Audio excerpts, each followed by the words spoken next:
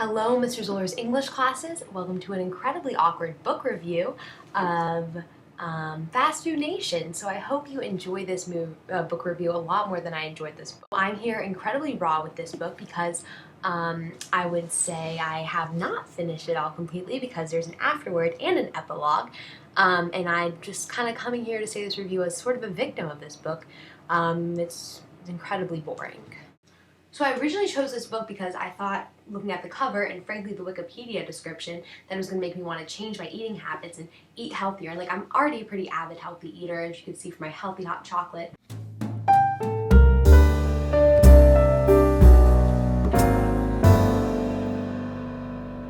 The clip of that, me sipping that, is made of almond milk, cocoa powder, and sugar from maple syrup. Delicious. But this actually ended up being a book about meat packing and the history of McDonald's. The San Francisco Chronicle compares Eric Schlosser to Upton Sinclair and Rachel Carson, but I tend to disagree, and I'm not sure where Times decided that it's one of 100 best about the author, Eric Schlosser is a documentary maker and a nonfiction book writer, kind of like the guy Morgan Spurlock who does Super Size Me. So I thought I was going to like this as much as I like Super Size Me, and Eric Schlosser even wrote or produced Food Inc., and I love Food Inc. So I'm like, why not read this book? He wrote Chew on This, which I've heard is really good, so I was very surprised to be so disappointed by this book. Also by Eric Schlosser, he's a contributing editor at the Atlantic Monthly, which is a newspaper, and he also wrote Reefer Madness. For a very brief summary of the book. So the book starts out with an introduction about a place called Cheyenne Mountain, which was created out of concern about America's air defense, and fast food is kind of incorporated into this description as the workers are described to be in such a closed-in space, but they venture out to get their fast food fix.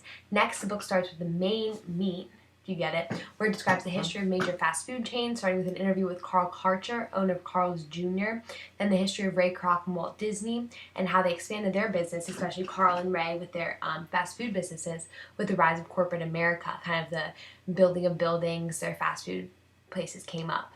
Next, it talks about the working conditions of fast food places, describing how so many teens and immigrants are attracted to these fast food jobs, but they're slightly dangerous and the turnover rate is enormous.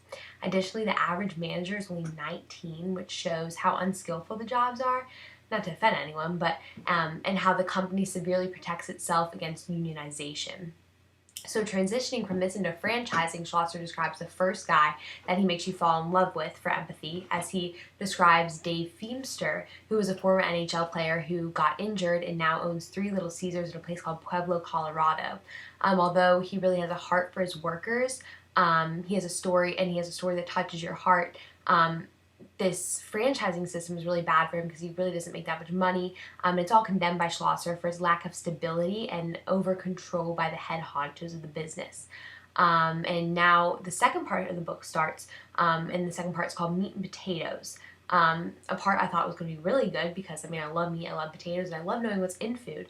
But it really just talks about the industry behind food. So it starts out with the potato industry, where it describes J.R. Simplot's company and how he went from selling just dried onions and dried potatoes to the war, to ending up buying heavy frozen food machinery, and becoming one of the largest potato suppliers in the West, which is like the epitome of the American dream.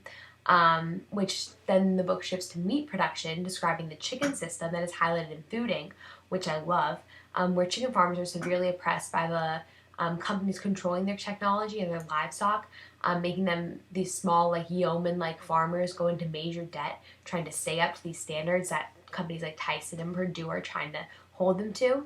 And shifting into beef farming, Schlosser describes the second man that he makes you fall in love with, tragically, whose name was Hank, who was a very humane farmer, and he took Schlosser on a tour of his ranch with his kids. But he's describing how the major beef companies like Iowa Beef Packing and ConAgra are kind of intruding on his land and making it hard for him to keep such a great ranch. And after Schlosser talks more, after Hank's story about how these big companies get the right to do this, consolidating and impeding on these small ranchers' land, he shifts back to Hank and saying how Hank unfortunately committed suicide because he was so oppressed and under so much pressure by these big companies. Next, on the most appropriate part of the book, which Schlosser calls the most dangerous job. Schlosser describes the whole meatpacking job, where he describes the danger associated with both hacking the meat and even after hours cleaning the slaughterhouses, which they clean with chlorine bleach, which just burns them and often kills them. And in this part, he talks about the third guy that he makes you fall in love with, named Kenny Dobbins, who became severely injured many times, but he kept returning to the company in order to keep the job and live out his mentality that he never wanted to give up. But he didn't know that the company was just using him, trying to get rid of him by forcing him while injured into all these really hard jobs just so he would quit.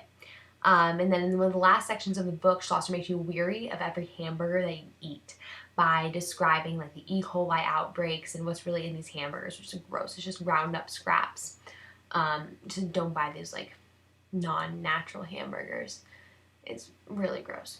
And then after the section, Schlosser follows up his McDonaldization of America principle that he introduces in the beginning. The whole systematizing of America and just making it so reliant on these fast food chains for entertainment.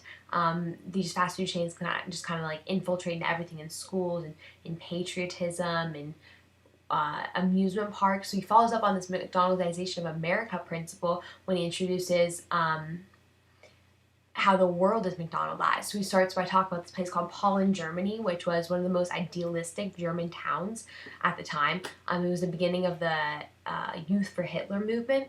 So it was really very nationalistic German, but now it's riddled with American fast food joints. I even saw in Germany, they love their Pizza Hut, they love their McDonald's.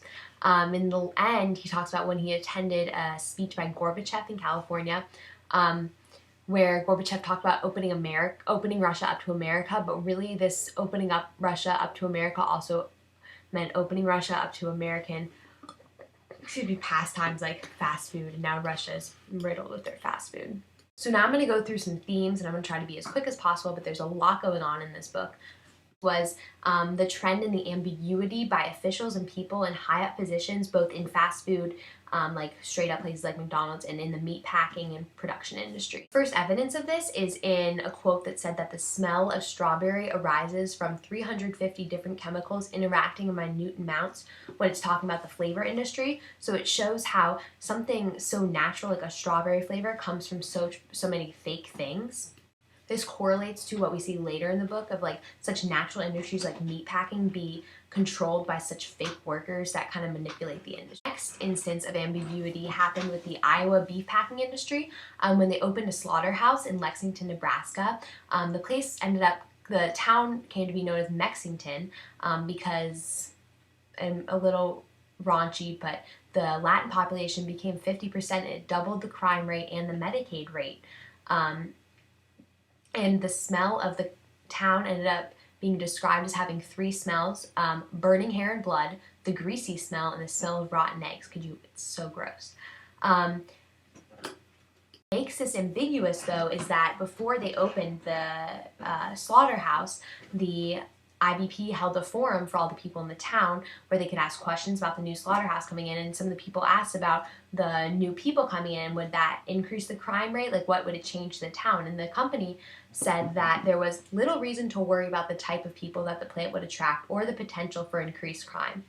They also claimed it would not foul the air. What did it do? It fouled the air with its smell, it doubled the crime rate, and it transformed, not to say that immigration is bad, but it kind of transformed the picture of the town. So these officials were being completely dishonest with the people in the town. Another ambiguity is in the danger of the job. So the book talks a lot about how dangerous meatpacking is, everything from actually being a meat packer and being the one with knives flying to cut off the heads of the cows, or even being the janitors who are exposed to chlorine gas and burned frequently and die frequently. So it talks about how the Occupational Safety and Health Administration was originally supposed to come and inspect these slaughterhouses every few years, but there ended up not being enough employees and the taxes got really high. So the Reagan administration, not to knock Reagan because I love Reagan, but they made it so that the OSHA, as it's called, only had to look at the injury books of these companies, and if the injury rate was below normal, then they would be able to turn back. So these dishonest corporate hotheads had the great idea in a beef plant in Dakota City, Nebraska, that they were going to have two separate books, one for actual injuries and one book to report to the OSHA. So the OSHA book might have 160 injuries and the actual injuries would have 1,600. So this was kind of like blatant ambiguity that kind of affected the workers. Another ambiguity happened in the food safety. So this was in one of the first E. coli outbreaks in the world. For Hudson Foods, a guy was just eating a hamburger and then he got really, really sick, and some DNA testing showed that the hamburger came from Hudson Foods. And Hudson Foods, when it was notified in July that they were causing this E. coli outbreak, they didn't recall anything till August, and then they only recalled 20,000 pounds of meat, which they said they recalled voluntary. You know, like when a company says that it's going to recall peanut butter because they're afraid there's going to be E. coli in it. Well, there was E. coli in this, and they only recalled 20,000 pounds. Excuse me. The plant could actually produce 400,000 pounds in a single shift, and this meat was being produced, obviously, supplied to a single shift in 3 different areas for Hudson Foods. So they really should have been recalling more. And after some questioning, they ended up recalling 35 million pounds of already eaten beef. So these people had already been sickened, and this could have been prevented if Hudson Foods had just been blatant in the first place. Another theme was that fast food changes people. So one of the first ways this is shown is that when it talks about the teen jobs and how teenagers get stuck in this managerial cycle, and they go to fast food restaurant after fast food restaurant getting paid really low rates, and they just get stuck in a rut because they can't go to school because they're working for these companies. And then this transmits to the franchisers who are stuck in a rut because they're oppressed by all these regulations they have to meet for their franchises. This also correlates with the chicken workers who are stuck in a rut because they have to keep on paying for these new feed houses and new technologies just to keep their jobs with these major companies. And so they get in so much debt, and they can't get out of debt without getting money, and they can't get money without working for these feed companies. This is really fast food just kind of controlling these workers. It's also just like the ranchers.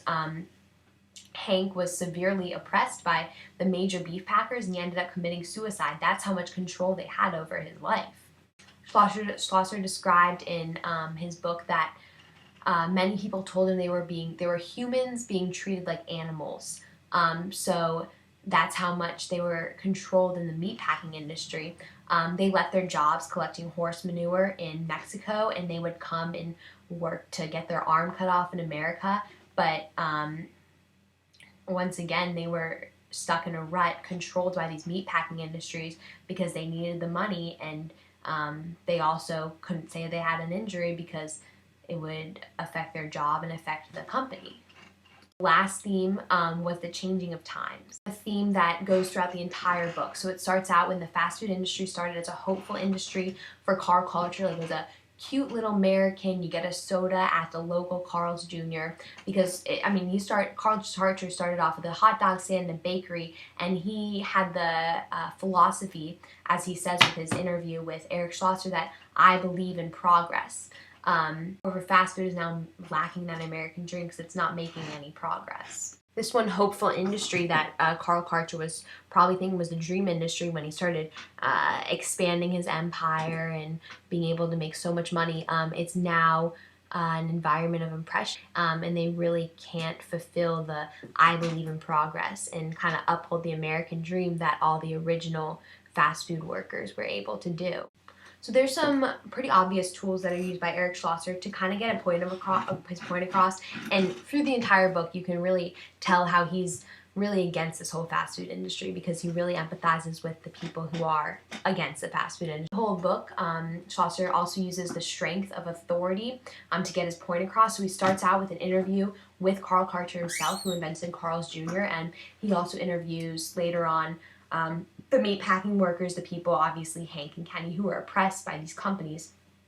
One thing he doesn't do, though, and which reduces the credibility, in my opinion, he doesn't really interview any officials like the OSHA or the people that are supposedly corrupting this whole entire industry. So I really can't completely side with Schlosser until he shows me evidence of how corrupt they are, like firsthand interviews like he shows with Carl Karcher, which are on his side of the argument. The last tool that Schlosser uses amidst all this abundance of information that he has, he uses some statistics to kind of keep the reader engaged, which he really needs because it's so easy to get disengaged with this book. But some of the ones that stuck out to me were that the average age of the manager of a fast food restaurant in the United States is 19. So these people get stuck in a rut when they're only 19 years old. Another statistic that every year salmonella causes 1.4 million illnesses and 500 deaths, which is kind of sad to me because I really like my cookie dough, you know? And last, the OSHA log, that was the ambiguous log where they had a log for the OSHA and a log for true injuries. It had 160 injuries. In the normal log, I know I said 1,000 before, it reported 1,800 injuries. Overall, if you can't tell from this movie review, I was very disappointed in this book. It was incredibly boring. I fell asleep a lot reading this. The only thing that could get me through was the healthy hot chocolate, and I didn't need this book to tell me to drink that healthy hot chocolate. So obviously it didn't really make a difference. It did make me want to maybe think twice about getting a Diet Coke from McDonald's. McDonald's kind of grosses me out. Just kind of thinking about all the meat packing and it really affecting my love for Diet Coke right now, actually. I would recommend this book to anyone if you think you want to be a vegetarian and you really need to convince yourself to be a vegetarian. This acts a lot like Food Inc., even though Food Inc. does it like an hour and a half. It does it maybe like 12 hours. I would read this book if you like a lot of information, if you know a lot already about the government and don't have to really try to understand all his vocab and organizations he uses, you might really like this book. But for me, I'd have to give it 3 stars out of 10 stars. It was incredibly boring. That's all for my book review. If you decide to pick this book up, let me know and I can give you some support while reading it.